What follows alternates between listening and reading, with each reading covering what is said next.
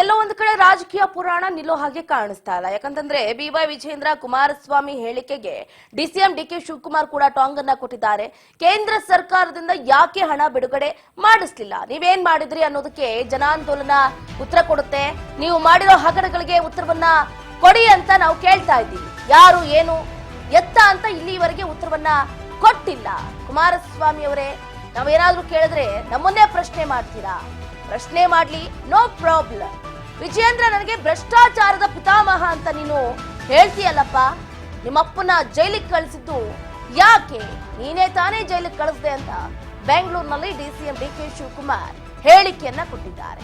ಒಟ್ಟಾರೆಯಾಗಿ ಕಾರದ ಮಾತುಗಳನ್ನ ಆಡೋದ್ರ ಮುಖಾಂತರ ಇಡೀ ಮೈತ್ರಿ ಪಾಳಯಕ್ಕೆ ಗುಮ್ಮಿದ್ದಾರೆ ಬಂಡೆ. ಬಿವೈ ವಿಜೇಂದ್ರ ಕುಮಾರಸ್ವಾಮಿ ಆರ್ ಅಶೋಕ್ಗೆ ಮಾತಿನಲ್ಲೇ ತಿವಿದಿದ್ದಾರೆ ಉಪ ಮುಖ್ಯಮಂತ್ರಿ ಡಿಕೆ ಶಿವಕುಮಾರ್ ಅವರು.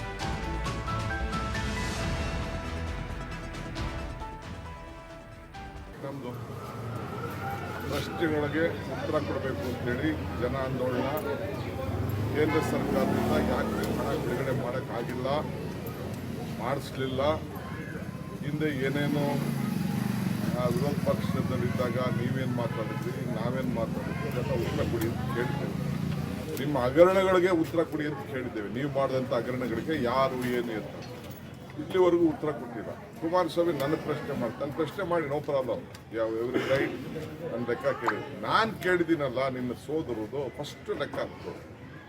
ನಂದು ನಿಮ್ಮದು ಚರ್ಚೆ ಮತ್ತೊಂದೆಲ್ಲ ಮಾಡೋಣ, ಲೆಕ್ಕ ಕೊಡೋಣ. ನಿಂದು ಪಟ್ಟಿ ಕೊಡೋಣ, ನಂದು ಪಟ್ಟಿ ಕೊಡೋಣ. ಪಾಪ ಎಲ್ಲ ಭಾಳ ಕುಟುಂಬದ ಕೇಳ್ತಾ ಇದೆಯಾ ಕೊಡೋಣ, ನಂದು ಕೇಳ್ತಾ ಇದೆಯಾ ಕೊಡೋಣ. ನಾವೆಲ್ಲ ಏನು ಯಾವುದೋ ಮುಚ್ಚುಮರೆ ಏನಿಲ್ಲ.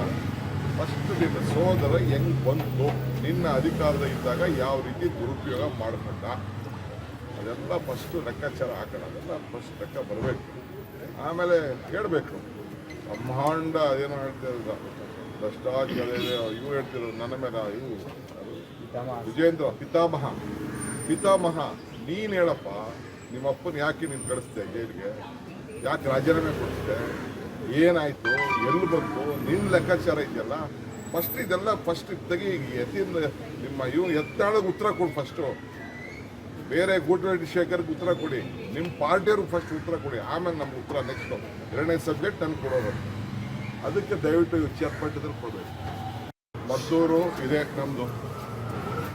ಗಮನಿಸ್ತಾ ಇದ್ದೀವಿ. ಒಟ್ಟಾರೆಯಾಗಿ ಬಿವೈ ವಿಜೇಂದ್ರ ಹಾಗೆ ಎಚ್ ಡಿ ಕುಮಾರಸ್ವಾಮಿ ಹೇಳಿಕೆಗೆ ಡಿಸಿಎಂ ಡಿಕೆ ಶಿವಕುಮಾರ್ ಕೂಡ ಟಾಂಗ್ ಅನ್ನ ಕೊಟ್ಟಿದ್ದಾರೆ. ಕೇಂದ್ರ ಸರ್ಕಾರದಿಂದ ಯಾಕೆ ಹಣವನ್ನ ಬಿಡುಗಡೆ ಮಾಡಿಸಲಿಲ್ಲ, ನೀವೇನ್ ಮಾಡಿದ್ರಿ ಅನ್ನೋದಕ್ಕೆ ಜನಾಂದೋಲನದಲ್ಲಿ ನಾನು ಉತ್ತರವನ್ನ ಕೊಡ್ತೀನಿ ಅಂತ ಡಿಕೆ ಮತ್ತೊಮ್ಮೆ ಗುಡುಗಿರುವಂತದ್ದು.